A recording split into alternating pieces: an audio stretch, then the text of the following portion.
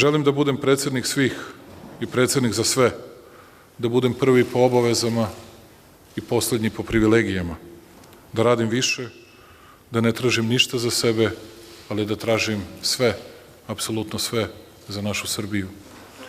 Veliki Konfučije je rekao da kompromis može da se pravi sa svim, osim sa idealima.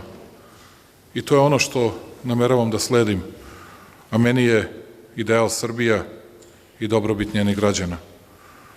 To ujedno određuju i prioritete mog drugog mandata, one koji su, čini mi se, i pre polaganja zakletve bili javni i jasni i koji glase: mir, stabilnost, nezavisnost u odlučivanju, sloboda Srbije, sigurnost, zdravlje, Evropa, rad, rad i rad.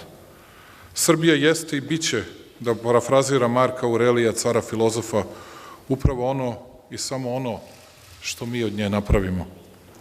Ona je proizvod naših misli, naših snova i naših dela. Naš ideal, naš cilj, naša svest, znanje o tome gde smo i geografski i istorijski i velika pažnja o tome da nikada ne pobrkamo, kao što nam se toliko puta u istoriji dešavalo, istoriju i realnost, geografiju i realnost, puste želje i realnost.